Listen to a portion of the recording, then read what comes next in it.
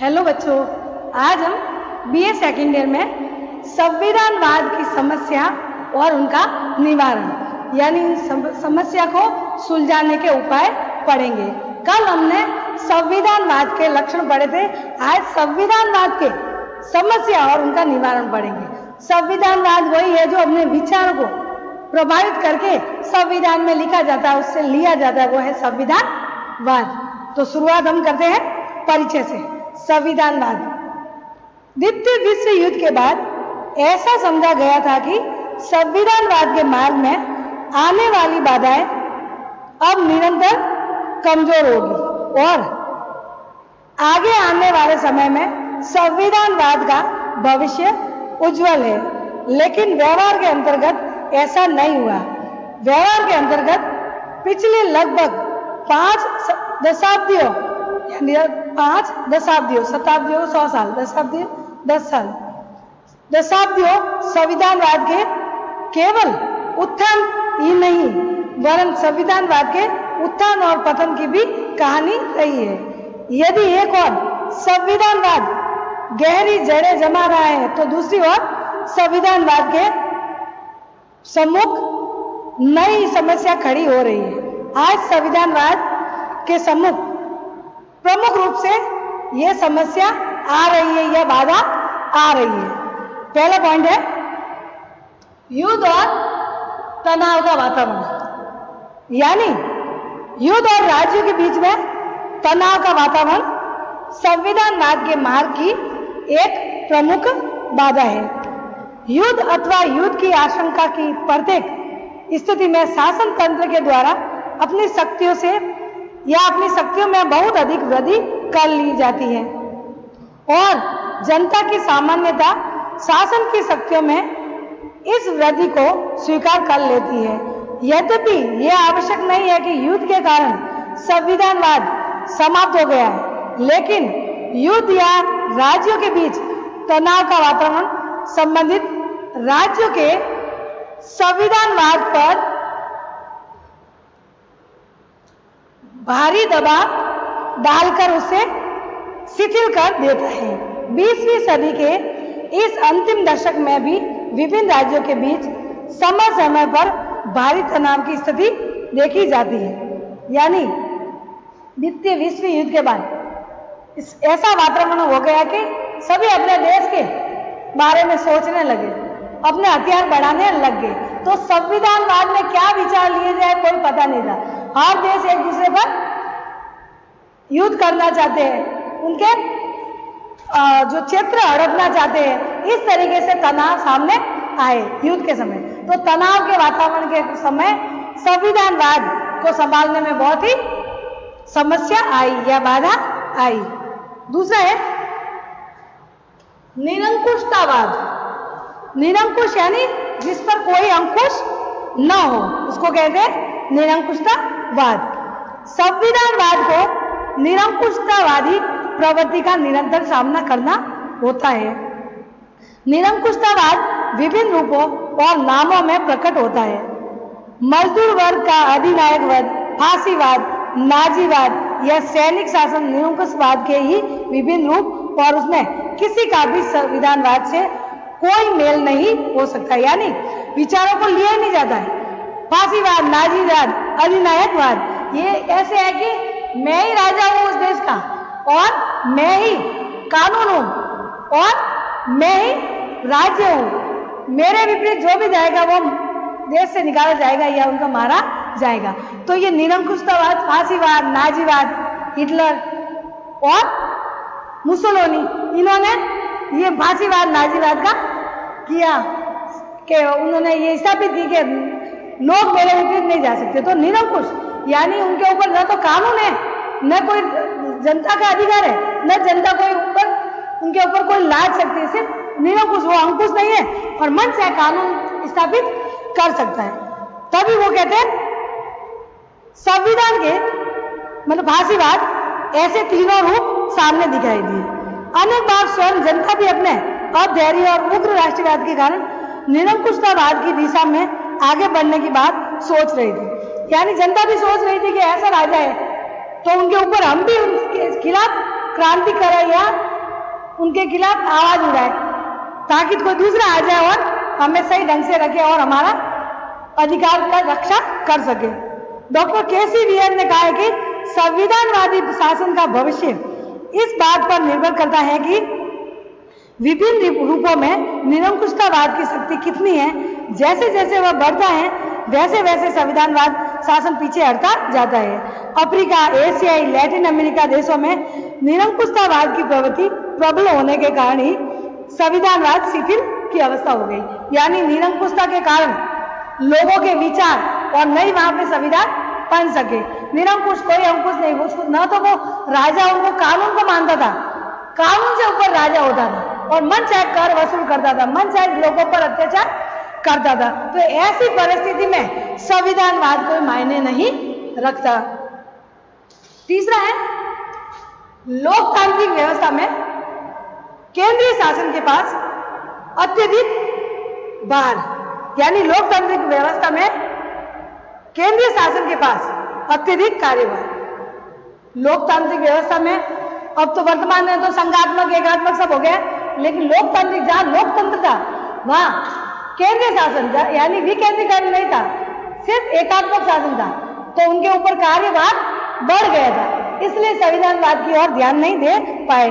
जैसे संविधानवाद के मार्ग में एक बाधा यह थी कि वर्तमान समय की लोकतांत्रिक व्यवस्था में केंद्रीय संस्थाओं जैसे कि व्यवस्थापिका, मंत्रिमंडल या अध्यक्षात्मक शासन में राष्ट्रपति के पद कार्यभार में बहुत अधिक वृद्धि हो गई। यानी हमने अपनाया संसदात्मक व्यवस्था। संसदात्मक व्यवस्था में प्रधानमंत्री वास्तविक और राष्ट्रपति नाम मात्र, यानी राष्ट्रपति के नाम से ही कार्य चलता है। वैसी व्यवस्था आ गई थी। और एक है अध्यक्षात्मक शासन व्यवस्था जो अमेरिका ने अपनाई, उसमें राष्ट्रपति वास्तविक और प्रधानमंत्री नाम मात्र का, इस तरीके से व्यवस्था आ गई थी।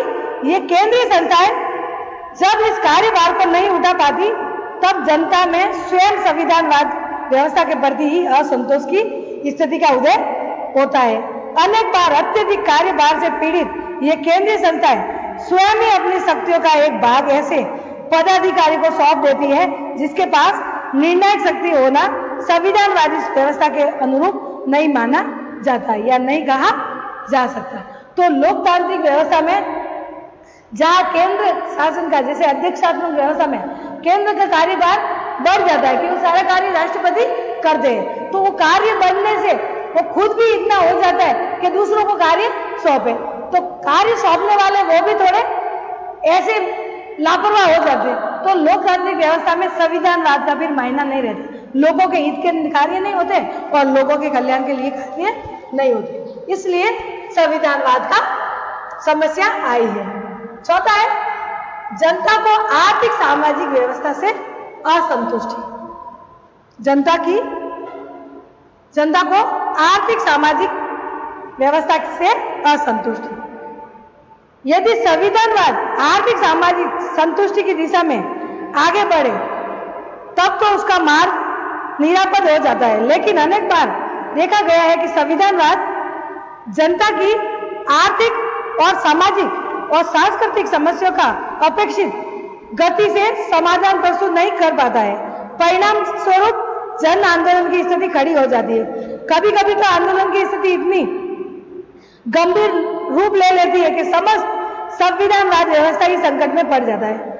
आर वुडलैंड ने कहा है कि जन असंतोष की स्थिति में कोई भी संवैधानिक व्यवस्था सुरक्षित नहीं रह सकती, यानी जनता के सामाजिक आर्थिक व्यवस्था में असंतुष्ट, उनको बराबर का अधिकार नहीं दिया जाता है, क्योंकि जो शासक कर रहा है वो मनमाने ढंग से व्यवस्था कर रहा है और स्वतंत्रता का दुरुपयोग कर रही है। इसलिए जनता भी कभी कभी विरोध में खड़ी हो जाती है उनके ये अधिकार पाने के लिए, और शासक भी कुछ भी नहीं कर पाता, वो भी उनको दबाने की कोशिश करता है उनके अधिकारों को। तो इस प्रकार से संविधानवाद में ये समस्या आई कि जनता के आर्थिक सामाजिक व्यवस्था से असंतुष्टि रही है।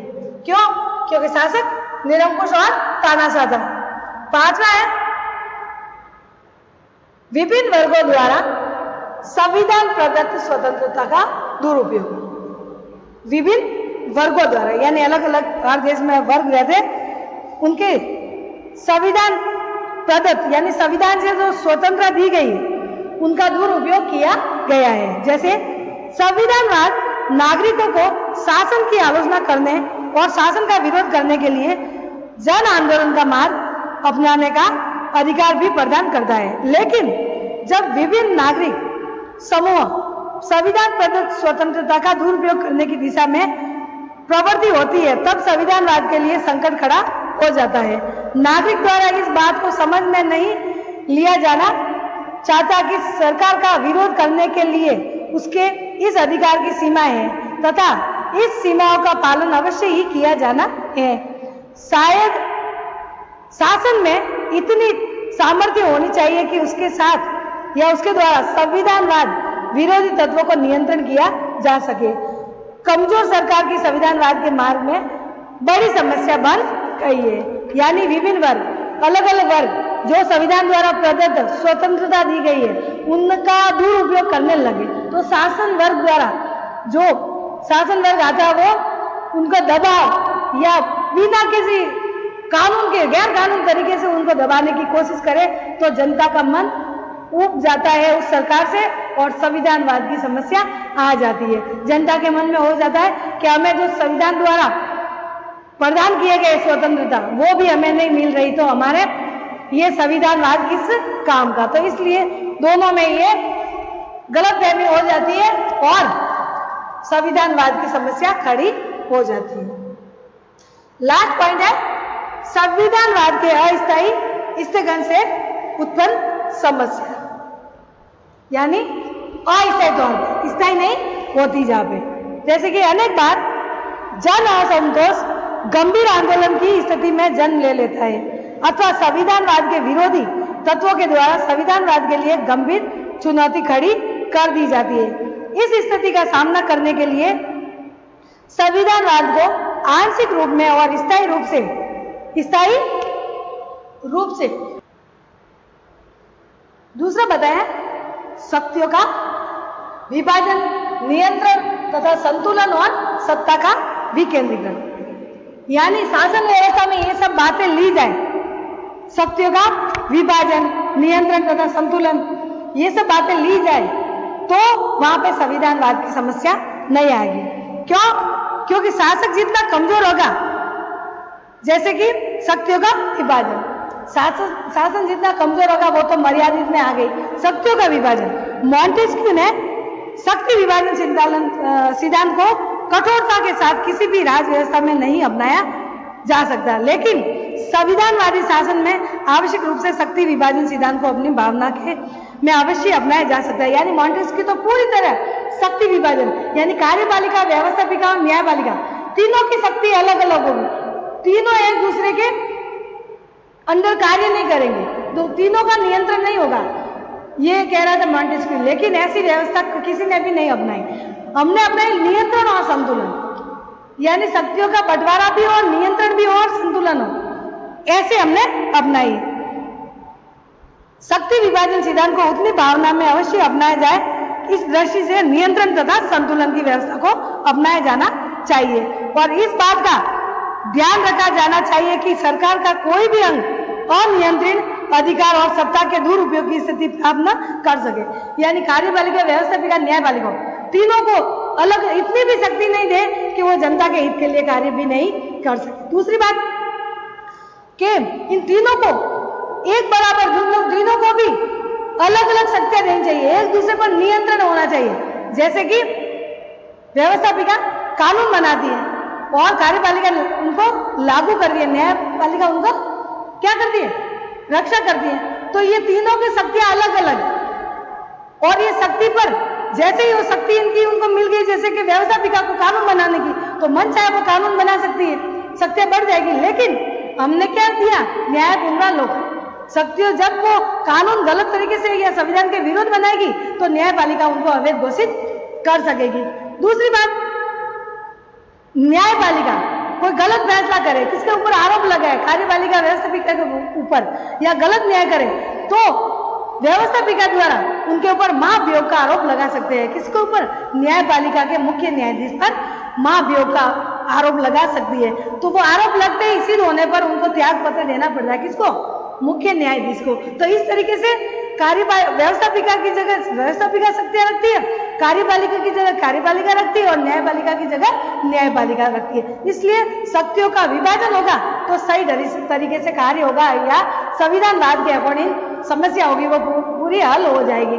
लेकिन ये मॉन्टेस्क्यू की तरह शक्तियों का विभाजन, किसी के एक दूसरे पर नियंत्रण नहीं होगा तो वो शासन व्यवस्था नहीं चलेगी। इसके अतिरिक्त यदि संविधानवाद की रक्षा के लिए कोई बात उससे अधिक आवश्यक है तो वह है सत्ता का अधिकाधिक संभव सीमा तक विकेंद्रीकरण। यानी हमने भी अपनाया विकेंद्रीकरण, शक्तियों का बंटवारा, केंद्र और राज्य के बीच में शक्तियों का बंटवारा।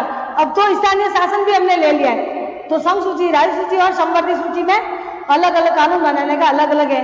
सम सूची में केंद्र सरकार, राज्य सूची में राज्य सरकार और संवर्ती में दोनों बना सकती है। तो इसलिए हमने विकेंद्रीकरण अपनाया, इसलिए संविधानवाद में समस्या नहीं आ सकती।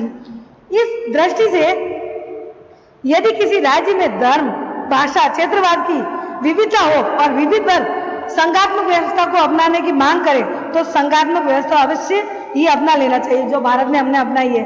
तो भाषा अलग, धर्म और क्षेत्रवाद अलग अलग क्षेत्र है, इसलिए हमने ये व्यवस्था अपनाई कि संघात्मक व्यवस्था। राज्य का भी अलग है, तभी हमने मौलिक अधिकार में संस्कृति का अधिकार, धर्म की स्वतंत्रता ऐसे हमने लिया है, क्योंकि संस्कृति और धर्म को देखते हुए हमने ये व्यवस्था दी, तभी संविधानवाद में समस्या नहीं आ रही है। जहां तक सत्ता के विकेंद्रीकरण का संबंध है, एकात्मक शासन भी सत्ता के विकेंद्रीकरण की स्थिति को अपनाया जा सकता है और अवश्य ही अपनाया जाना चाहिए।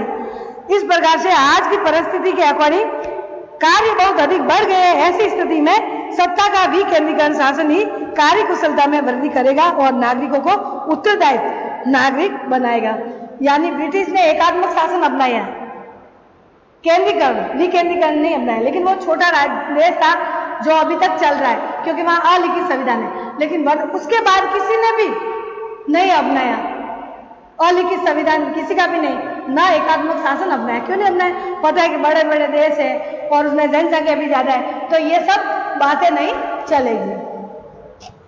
तीसरा है स्वतंत्र न्यायपालिका और न्याय पुनरावलोकन का अधिकार। तो इसमें यह बताया गया है कि स्वतंत्र न्यायपालिका, कार्यपालिका व्यवस्थापिका से न्यायपालिका को स्वतंत्र रखा जाए, तभी वो अच्छे से न्याय कर पाएगी। स्वतंत्र न्यायपालिका रखा तो कार्यपालिका व्यवस्थापिका के दबाव में वो कार्य नहीं कर पाएगी, तो संविधानवाद की समस्या को सुलझा सकते हैं, क्योंकि लोगों को, हर गरीब, अमीर, स्त्री, पुरुष, हर किसी को न्याय मिल जाएगा। दूसरी बात, न्याय पुनरावलोकन की व्यवस्था होनी चाहिए। तो भारत ने भी अपनाई, किससे ली? अमेरिका से। जो व्यवस्थापिका संविधान के विरुद्ध कानून बनाए तो न्यायपालिका उनको अवैध घोषित कर सकती है, उसको कहते हैं न्याय पुनरावलोकन। तो ये व्यवस्था हो तो संविधानवाद की समस्या नहीं आ सकती, क्योंकि न्यायपालिका सभी को सही ढंग से न्याय करेगी और न्याय पुनरावलोकन के द्वारा कार्यपालिका और व्यवस्थापिका को नियंत्रण में रखेगी। चौथा है लोक कल्याणकारी राज्य की स्थापना।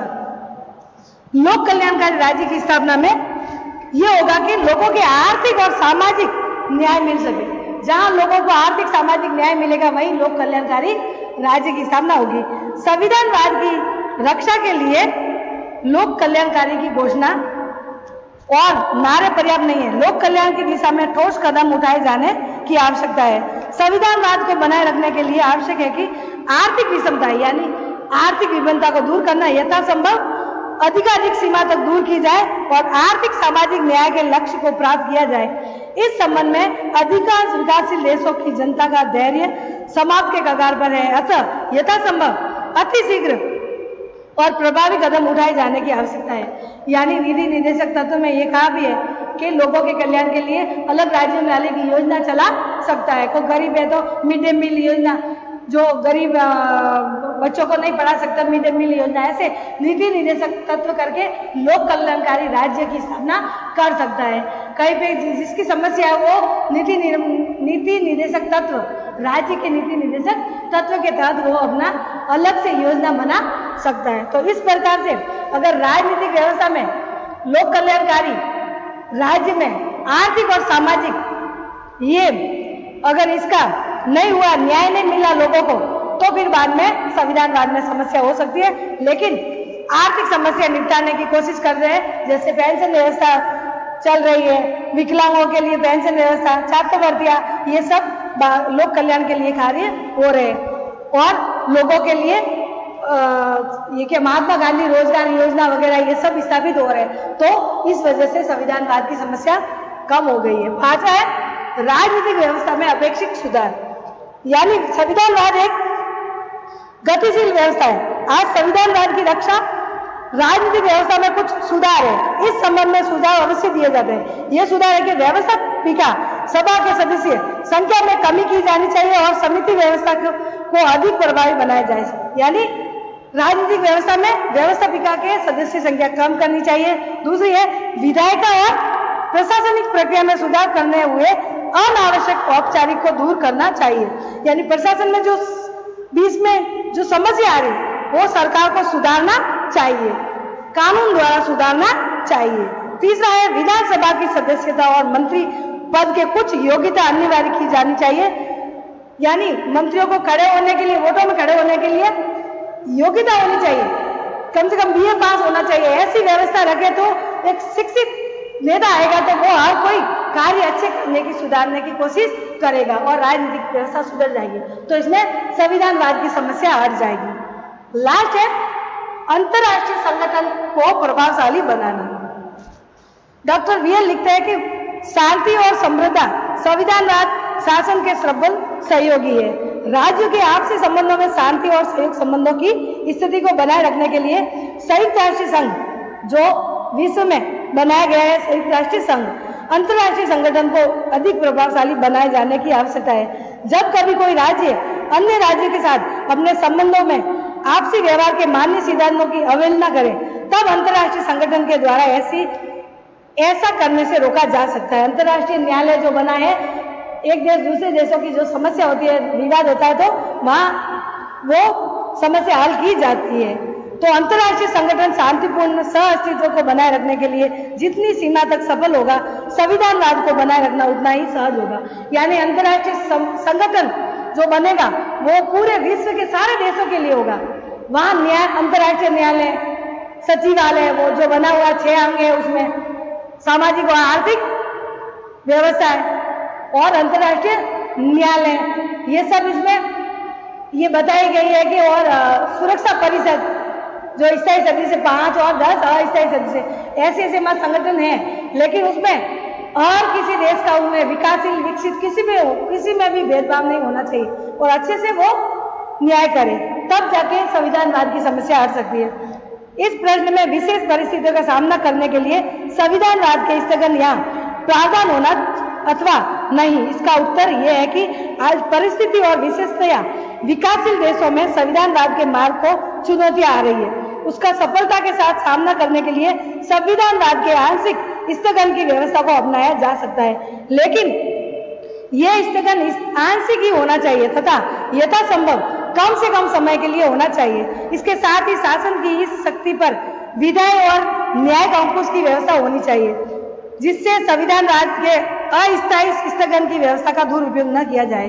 कुल मिलाकर संविधानवाद की समस्या ऐसे हट सकती है कि सभी परिस्थिति के अकॉर्डिंग सभी विकासशील देशों को जो चुनौती है उनकी हल करनी चाहिए और उसकी व्यवस्था जो आंशिक स्थगित मौलिक अधिकार को स्थगित संकट काल में स्थगित किया जाता है तो उनको कम समय के लिए स्थगित किया जाना चाहिए, आंशिक रूप से स्थगित किया जाना चाहिए, वापस उनके अधिकार को जल्दी से जल्दी जनता को दे देना चाहिए, तब कोई समस्या नहीं आएगी। नहीं तो अगर ये उपाय नहीं किया, ये लोगों ने, सभी देशों ने अगर ये बातें नहीं अपनाई तो संविधानवाद की समस्या बढ़ती ही जाएगी, लेकिन ज्यादातर लोगों ने ये समस्या अब कम कर दी है। ठीक है बच्चों, कल हम आगे का पढ़ेंगे। बाय।